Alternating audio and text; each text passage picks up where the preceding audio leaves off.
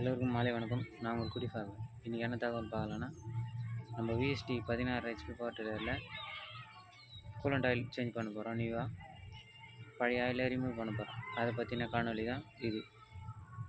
நம்மளுக்கு தெரிஞ்சதை பதிவு பண்ணுவோம். ஃபஸ்ட் ஒன் 10-11 கொஞ்சம் குவாலிட்டியான ஸ்பேனர் எடுத்துங்க.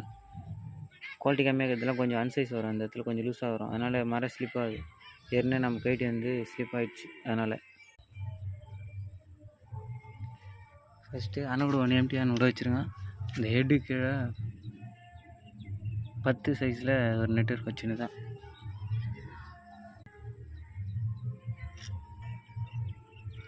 இது நல்லா டைட்டாக இருக்கும். ரொம்ப கொஞ்சம் கஷ்டப்பட்டு தான் கைட்டினேன். ஏற்கனவே கைட்டி வச்சிட்டேன்.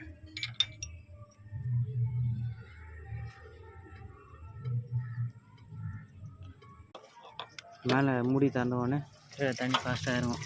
ஏர் லாக் ஆகிட்டு இருந்துச்சு.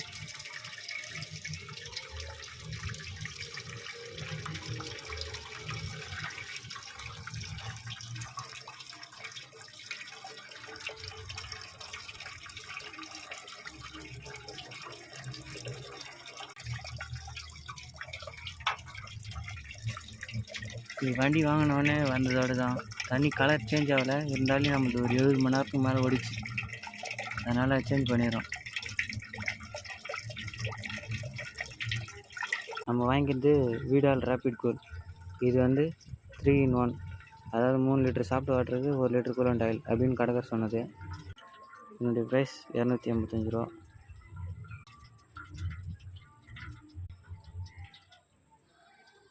ட்ரை ஆகிடுச்சு. மீண்டும் ஒரு பஸ் தண்ணி ஊற்றிட்டு கழியணும்.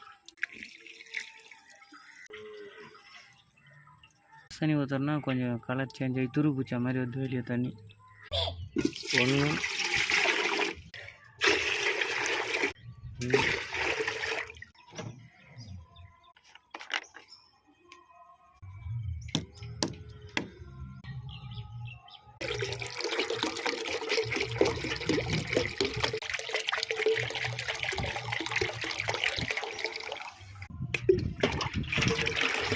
நல்லா ஒரு 10-15 வாட்டி மிக்ஸ்அப் பண்ணணும்.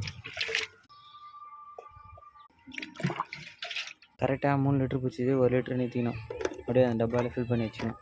தகவல் பிடிச்சா எடுத்துங்க. பிடிச்ச தகவலை தேடி கற்றுங்க. கற்றுக்கின தகவலை அடுத்தடுத்த விவசாயிகளுக்கு பகிர்ந்துங்க. நான் உங்கள் குடி ஃபார்மர்.